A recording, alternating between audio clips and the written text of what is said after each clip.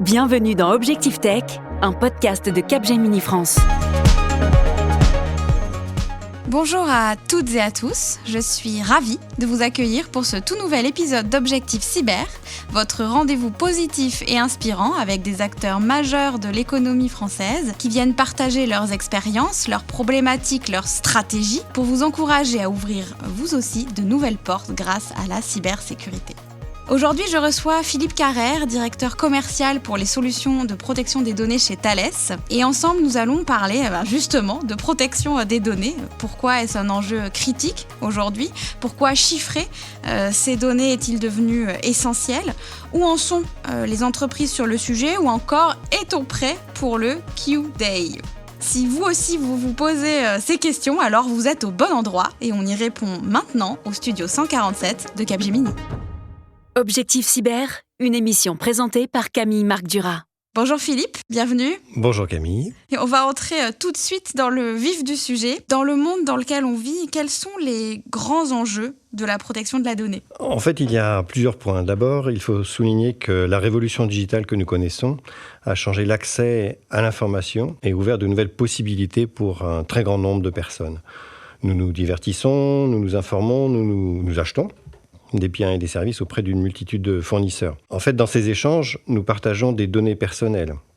Notre identité, notre adresse, nos moyens de paiement, nos habitudes de consommation, nos préférences, voire nos opinions. Et toutes ces données sont traitées et stockées par les entreprises dans un périmètre informatique qui s'agrandit de plus en plus, dans les SI, les data centers de l'entreprise et dans le cloud pour tout ou partie. Enfin, je dirais que cette révolution digitale offre sans aucun doute de plus en plus d'opportunités d'innovation pour les entreprises. Mais on comprend bien que le contrôle de toutes les informations clients devient un véritable challenge pour ces entreprises. Qui doivent du coup faire évoluer leurs solutions de sécurité. Tout à fait, en portant une attention spécifique sur la donnée elle-même et non plus uniquement sur un périmètre de sécurité autour de la donnée. Et c'est pour cette raison que les entreprises s'intéressent toutes maintenant à des solutions de chiffrement de données adaptées à leur environnement, qui peut combiner des installations en propre, des data centers, des environnements hybrides ou dans le cloud. D'ailleurs, ces entreprises, elles sont contraintes de s'y intéresser avec tout un panel de normes qui viennent les obliger, les contraindre à prendre les actions qui s'imposent. Effectivement, le paysage est riche, puisqu'en l'occurrence, on va en citer que quelques-unes, mais la RGPD, NIS 2 et DORA sont des cadres réglementaires qui sont bien connus, et avec, dans le domaine bancaire, plus particulièrement PCI V4. Ces lois et ces réglementations évoluent dans le temps, mais aussi parfois en fonction des pays où se situent les clients, et aussi en fonction du pays où les données sont traitées. En fait, il faut bien garder à l'esprit que toutes ont un dénominateur commun. La responsabilité pour les entreprises du contrôle et de la sécurité des données qu'elles sont amenées à gérer et à stocker. À chaque fois, se pose la question de savoir comment les données sensibles sont identifiées, protégées, et comment sont gérées les clés de chiffrement qui protègent ces données. Voilà, une fois qu'on a posé ce contexte, vous avez mentionné, vous avez formulé ce mot chiffrement. Vous avez parlé des solutions de chiffrement des données auxquelles s'intéressent les entreprises. De quoi est-ce qu'on parle quand on parle de chiffrement ? Et pourquoi est-ce que ce terme va m'évoquer également celui de cryptographie ? Alors, cryptographie, cryptologie, étymologiquement, en fait, c'est la science du secret. Elle consiste à écrire un message sous une forme inintelligible pour toute personne n'ayant pas la clé pour rétablir le message dans sa forme initiale. Elle est utilisée depuis des millénaires pour protéger des secrets, et notamment militaires. Et c'est très exactement ce qu'on fait avec le chiffrement des données. Les données sont chiffrées grâce à un algorithme de chiffrement et une clé qui permet donc de le déchiffrer. La clé de chiffrement est finalement le sésame d'accès à la donnée et qui sécurise la donnée. Donc finalement, si je comprends bien, si une donnée chiffrée est volée, elle n'aura aucune signification pour le voleur et donc finalement aucune valeur. C'est tout à fait ça. Si la donnée chiffrée est volée, il n'y aura aucun intérêt pour le voleur à la mettre en vente et le client n'a pas à s'inquiéter pour ses données, donc l'impact du vol est réduit. Et est-ce que les systèmes utilisés par les entreprises aujourd'hui mettent en œuvre ce chiffrement pour protéger leurs données et celles de leurs clients ? Oui, la majeure partie des systèmes et applications permettent de chiffrer les données. Mais il y a un point important, la mise en œuvre de multiples solutions de chiffrement des données peut générer des coûts très importants et également être difficile à déployer. En plus, cela ne va pas dans le sens d'une séparation des responsabilités entre le fournisseur de l'application et le client utilisant cette application. Client qui, je le rappelle, est responsable de la protection de ces données. C'est un point important de gouvernance de la donnée. Du coup, quand vous dites que ça peut être difficile à mettre en œuvre, vous pensez à quelles difficultés en particulier, par exemple ? Alors, plusieurs niveaux. En premier lieu, les entreprises utilisent des centaines de systèmes et d'applications différents qui manipulent des données sensibles. La quasi-totalité de ces systèmes permet le chiffrement des données, donc nécessite des clés de chiffrement.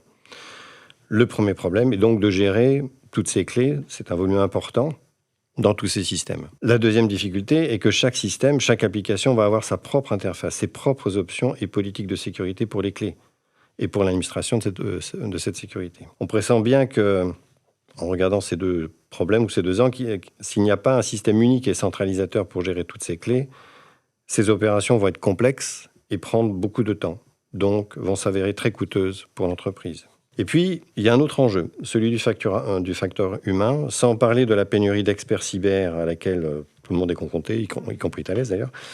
On constate que la gestion des systèmes et des applications est souvent partagée entre différentes équipes, alors que la gestion des clés et des politiques de sécurité est un domaine transverse. Et du coup, est-ce que vous savez nous dire où en sont les organisations sur ce sujet Alors, la réalité est que peu d'entreprises sont suffisamment avancées aujourd'hui.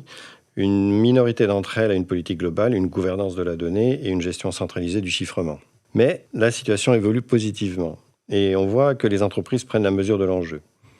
De plus en plus d'entreprises adoptent des programmes de cryptographie formelle et mobilisent des ressources qui vont être spécialement dédiées au chiffrement et à la gestion des clés. Elles vont donc être en mesure de mettre en place les bonnes pratiques, de former et informer les salariés sur les risques associés et surtout supporter les métiers dans ce contexte. Alors, sur cette bonne nouvelle, n'est-ce pas ? néanmoins, avant de poursuivre notre conversation, je vous propose de faire une petite pause pour notre chronique Cyber for Good.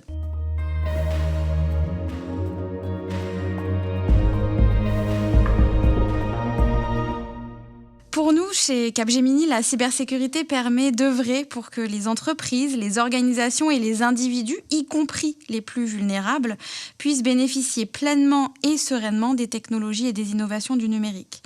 Cette vision de ce que les professionnels, au travers de tous les métiers de la filière cyber, peuvent apporter à la société, c'est ce que nous appelons Cyber for Good. Qu'est-ce que cette notion de Cyber for Good vous évoque ? Eh bien, en fait, que Capgemini et Thales partagent la même vision.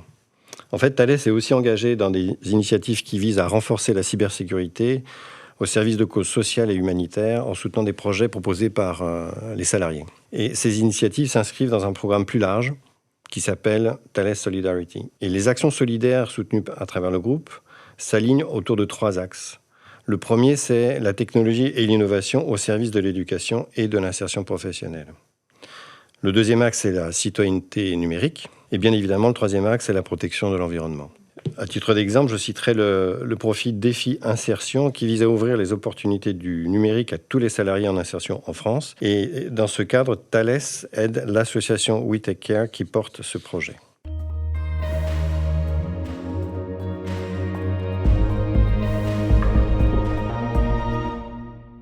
Alors, avant de se parler de Cyber for Good, on évoquait les difficultés rencontrées par les entreprises et leur faible niveau de maturité, globalement, sur le sujet du chiffrement des données.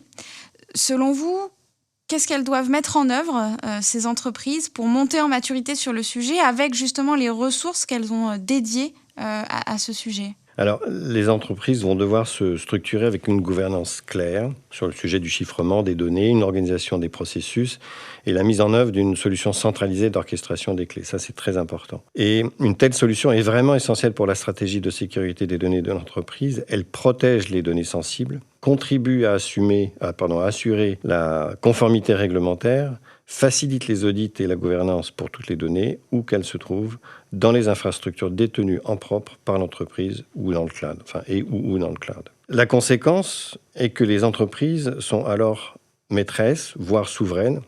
On pourra éventuellement, à une autre session, développer plus la thématique du souverain, dans le contrôle de leurs données en accord avec là où les réglementations qui les impactent. On voit qu'elles mettent en place des procédures industrialisées et automatisées pour identifier les données sensibles et gérer les clés dans le temps, pour les sauvegarder et les renouveler. Enfin, je recommanderais, comme d'ailleurs beaucoup de réglementations, que les clés soient stockées dans l'entreprise ou chez un tiers de confiance et non dans le cloud public. En introduction, je mentionnais le Q-Day, ce jour tant redouté où l'ordinateur quantique pourra casser toutes les clés de chiffrement actuellement utilisées pour protéger les données. Quel est votre regard sur l'arrivée du quantique ? Déjà, on s'y prépare collectivement. Par contre, c'est vrai que les choses s'accélèrent. Notamment, il y a une société française qui s'appelle Pascal qui vient de délivrer des ordinateurs quantiques au CEA, mais également à Ramco, je crois d'ailleurs, qui est un autre acteur un peu étonnant. Mais bon, on voit qu'effectivement, ça s'accélère. Un autre élément important, c'est l'organisme américain de standardisation, le NIST, a annoncé par exemple vouloir publier ses recommandations concernant la sélection de nouveaux algorithmes en juillet de cette année, en fonction des différents cas d'usage. Pour information, on est d'ailleurs fiers chez Thales à ce sujet, puisque nous faisons partie d'un consortium qui a proposé au NIST un algorithme pouvant résister aux ordinateurs quantiques, et l'algorithme a été sélectionné. Il faut rappeler que les premières entreprises qui seront prêtes vis-à-vis de la menace quantique sont celles qui auront mis en place une gouvernance appropriée et des solutions centralisées de gestion et des clés dont je parlais. Il faut savoir que les fournisseurs de systèmes et d'applications vont tous mettre à jour leur algorithme de chiffrement et que les entreprises seront du coup amenées à changer toutes les clés. Donc, en clair, une plateforme globale et centralisée pour la gestion des clés est un prérequis et je ne peux qu'encourager les entreprises à se préparer dès maintenant. Donc, un mot d'ordre, en tout cas, c'est on ne panique pas, mais on se prépare dès à présent. Merci Philippe. Et alors, avant de conclure, je vais vous proposer, alors non pas un portrait chinois, mais un portrait cyber. D'accord. Si je vous parle cyber, donnez-moi le film auquel vous pensez. J'en ai deux, en fait. Vous en avez deux. Je suis un petit peu gourmand, je suis désolé. On s'approche de l'heure du repas. Le premier, c'est Inception, avec une citation que l'on entend dans le film où on dit « Il ne faut pas rêver si on veut garder ses secrets ». Et le second, c'est Imitation Game, qui revient justement sur le rôle majeur de la cryptographie au cours de la Deuxième Guerre mondiale et les débuts de l'homme-machine. Et pour moi, ça reflète bien en fait les différents enjeux d'aujourd'hui, avec les conflits que nous connaissons et le déploiement de l'IA riche de promesses et d'incertitudes. En résumé, je dirais, toujours dans le film, parfois ce sont les gens que personne n'aurait imaginé qui accomplissent des choses que personne n'avait imaginées. Je vous encourage donc à aller voir Inception et Imitation Game si ce n'est pas déjà fait. Voilà, très bon film. Et si je vous demande maintenant une personnalité inspirante ? Je vais continuer de gourmand. J'en ai 3, peut-être 4 même. Donc, en premier lieu, c'est messieurs Rivest, Shamir et Adelman, qui ont co-développé l'algorithme RSA, qui est certainement l'algorithme de sécurité le plus utilisé à ce jour partout dans le monde. Et notre outsider, pour faire le lien avec la question précédente, c'est Alan Turing, dont le destin tragique n'a pas permis de voir aboutir toutes ces intuitions avant-gardistes sur le rapport de l'homme et de la machine. Très bien. Et dernière question, si la cyber était une créature mythique ? Là, c'est déjà plus challenging. Je vous propose un dieu romain, Janus. Ça change. Qui est Janus ? Dites-nous tout. Ce n'est pas mon voisin. C'est le dieu qui voit à la fois le passé et le futur. C'est ce qu'on appelle le gardien des passages, la divinité du changement et de la transition. Et pour moi, ce sont autant de mots qui résonnent à notre époque. Et je pense qu'il faudrait s'inspirer de son don, de sa vision des choses et de son pragmatisme pour apprendre du passé, pour mieux anticiper l'avenir et ainsi protéger les données sensibles, ce nouvel Eldorado, cet or noir du XXIe siècle. Sécuriser les données sensibles est un investissement, une garantie de pérennité, de succès pour les entreprises et aussi les gouvernements. On termine avec une note pleine de sagesse cet épisode. Merci beaucoup Philippe de vous être prêté au jeu. Et puis merci pour vos éclairages passionnants. Et merci d'être venu sur le plateau d'Objectif Cyber. Et merci à vous tous qui nous écoutez.